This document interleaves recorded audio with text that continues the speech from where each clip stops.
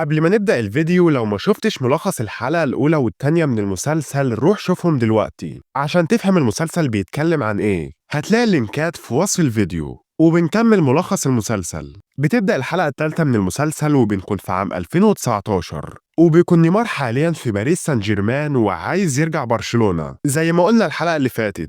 وحاليا بقى بينتشر الخبر ده في كل الصحف والأخبار الفرنسية، وبيوصل لكل مشجعين باريس اللي بيبدأوا على طول في انتقاد نيمار وبيقولوا عليه إنه خاين، وإنه جه النادي لمدة سنتين لكن ما حققش أي حاجة، وإن كل اللي قدمه هو الإصابات والخروج من الملعب، وبيشتموه وبيقولوا إنه ملهوش أي لازمة في النادي وفي فرنسا. وبتتحول جماهير باريس كلها ضده. وبيقول نيمار إنه ساعتها ما كانش عايز يمشي عشان الجماهير ولا عشان النادي، لكن عشان يروح نادي جديد أو يغير مكانه. وبيقول كيليان امبابي صديق نيمار في نادي باريس سان جيرمان إنه ما كانش عايزه يمشي من النادي وكان عايزه يفضل معاهم، وبيكون نيمار مستعد يدفع أي شيء عشان الصفقة تتم ويرجع لبرشلونة. وفي الآخر بيقدم نادي برشلونة عرض كبير جدا عشان يجيبوا نيمار، وعرضوا مبلغ أكبر من المبلغ اللي انتقل بيه لباريس سان جيرمان. لكن في الآخر برضه بيرفض ناصر الخليفي العرض وبيرفض يبيع نيمار مقابل أي شيء،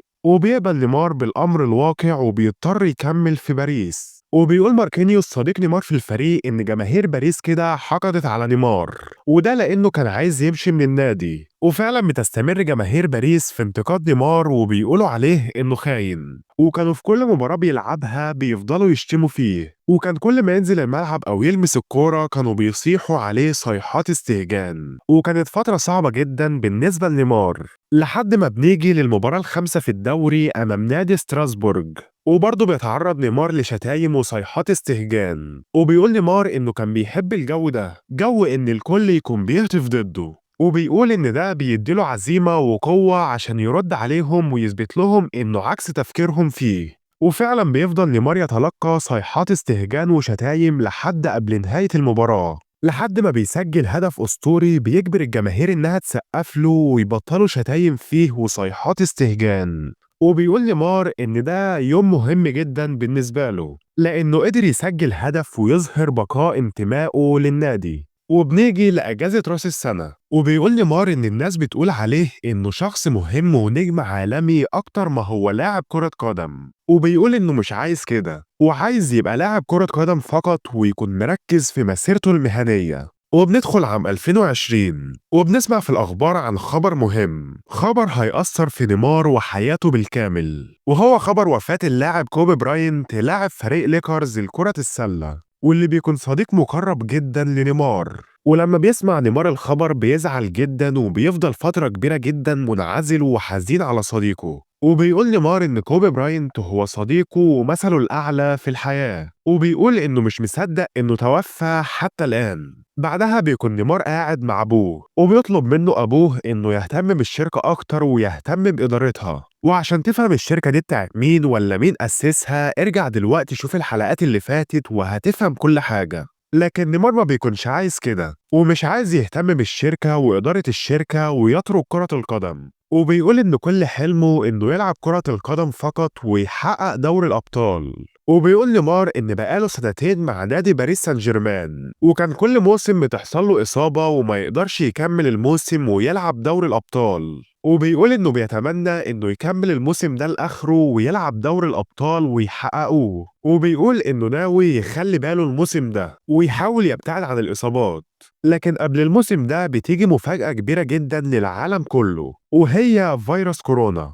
وفي عام 2020 شهر فبراير بيكون الفيروس انتشر في فرنسا كلها وتوقفت جميع الأنشطة في الدولة، وده طبعا هيأثر على كرة القدم في فرنسا وبيهددها بالتوقف هذا الموسم. وبنيجي لمباراة باريس سان جيرمان أمام بروسيا دورتموند في دور ال16 من دوري الأبطال، وبتكون مباراة مهمة جدا ومثيرة واللي بتتلعب بدون أي جماهير في الملعب وده عشان الفيروس. وبتبدأ المباراة وبيقول تياجو سيلفا صديق نيمار في باريس إنهم كانوا بيلعبوا كويس جدا في المباراة دي وده بفضل نيمار وإدارته للفريق برغم إنه مش الكابتن. وبيسجل نيمار هدف في المباراة دي وبتنتهي في الآخر بنتيجة 2-0 لباريس سان جيرمان، ورسميا بيتأهل النادي لربع النهائي بعد 3 مواسم خرجوا فيهم من دور ال16. وبتكون فرحة الجماهير الباريسية في كل مكان، ورغم وجود فيروس كورونا والحظر ومنع التجمعات إلا إنهم بينزلوا يتجمعوا أمام ملعب المباراة وبيحتفلوا احتفال هستيري بالفوز والوصول لربع النهائي، وبيكون نيمار معاهم وبيشاركهم الاحتفال رغم إنهم كانوا بيشتموه وبينتقدوه.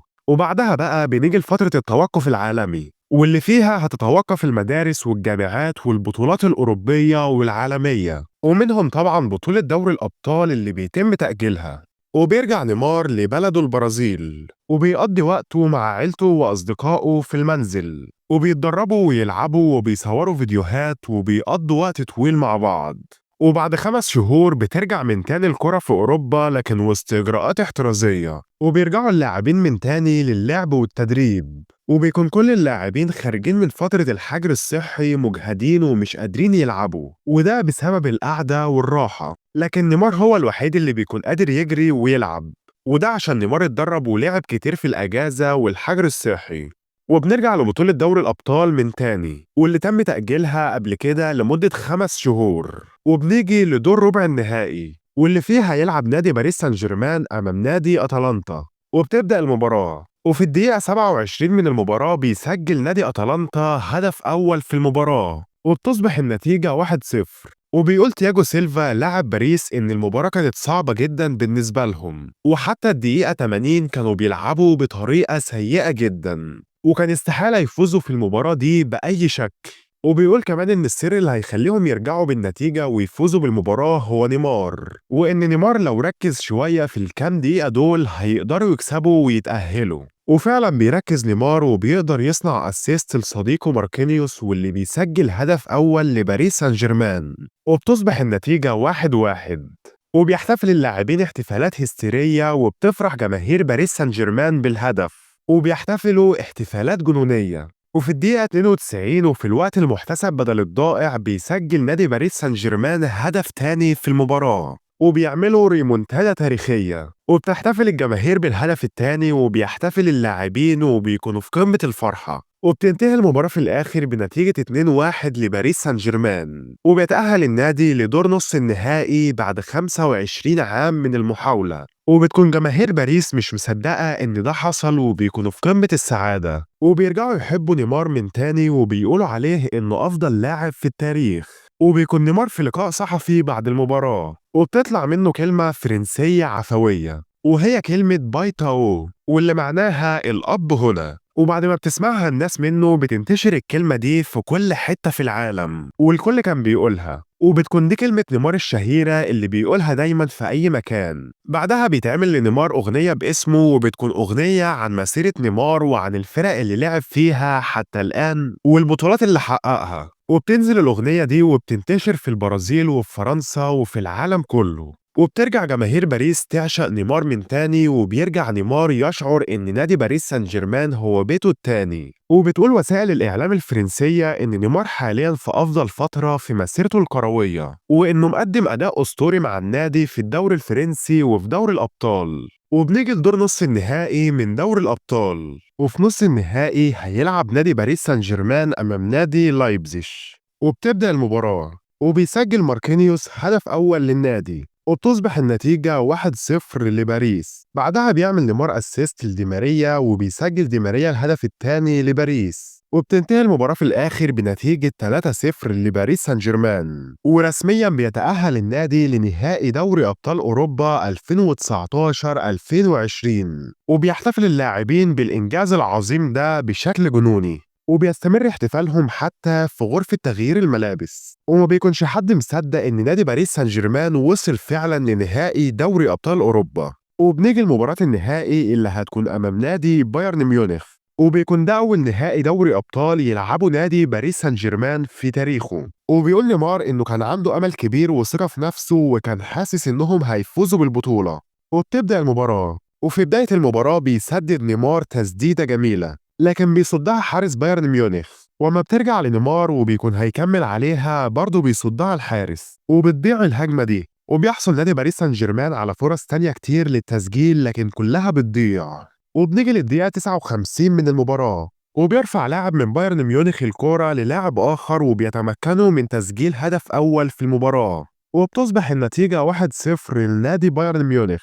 وبتكون الجماهير الفرنسية عندها أمل كبير في الفوز وتحقيق اللقب، لكن بيبدأ الأمل يقل بعد الهدف ده، وبيحاول لاعيبة باريس إنهم يسجلوا هدف بأي شكل، لكن في الآخر بيصفر الحكم وبتنتهي المباراة بدون أهداف لباريس سان جيرمان وبهدف واحد لنادي بايرن ميونخ.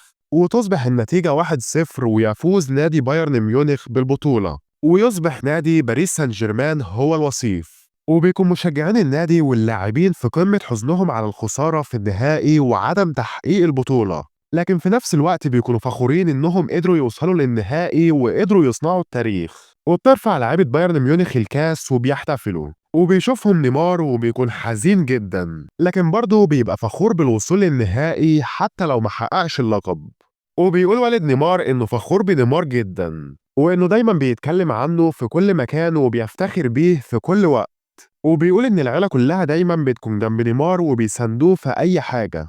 وفي النهاية بنشوف نيمار بيقابل أمه وأبوه وابنه وبيحضنهم. وبيقول والد نيمار إن عالم كرة القدم مليان فوضى، وإن حياة نيمار بالذات كانت دايما في فوضى. يعني مثلا تحصل له إصابة، يفوز بدوري الأبطال مع برشلونة، جماهير باريس تنتقده وتشتمه، يحقق كأس الأولمبياد. كل دي حاجات حصلت في حياته كلاعب كرة قدم، ولسه بيحصل وهيحصل المزيد. وبنرجع لحياة نيمار وهو طفل لما كان في مقابلة، وبيسأله المذيع هل كرة القدم هتبقى هي مستقبلك؟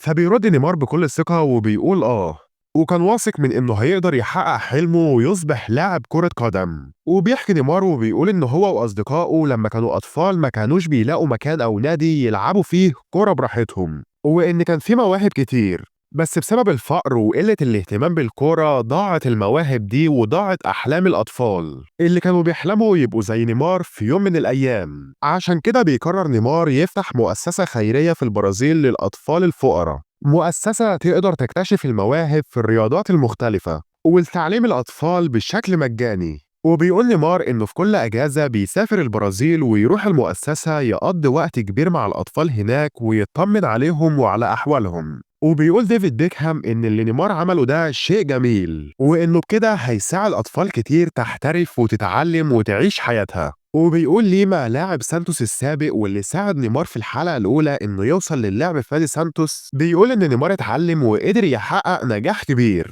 ولما نجح بدأ يعلم الأطفال عشان ينجحوا ويصبحوا زيه، وده شيء جميل جدا. وفي نهاية المسلسل بنشوف نيمار بيقضي وقت جميل مع ابنه دافي وبيلعب كرة معاه هو وأصحابه. وبعدها بيسأل مخرج المسلسل نيمار وبيقول له هل دي هي النهاية؟ فبيرد نيمار وبيقول إنها مش النهاية، وإنه هيكمل وهيستمر في النجاح والصعود للأعلى. وبعدها بيجدد نيمار عقده مع باريس سان جيرمان حتى عام 2025، وبعدها في عام 2021 بينضم ليونيل ميسي لنادي باريس سان جيرمان، وبيرجعوا نيمار وميسي يلعبوا مع بعض من تاني في فريق واحد. وبينتهي مسلسل نيمار ذا بيرفكت كاوس، واللي معناها نيمار فوضى مثالية. وهنا بيقصدوا حياة نيمار اللي كانت عبارة عن فوضى وكل ما هو بعيد عن كرة القدم، لكن قدر برضه ينجح كلاعب كرة قدم ويبقى من أشهر وأفضل 5 لاعبين في التاريخ.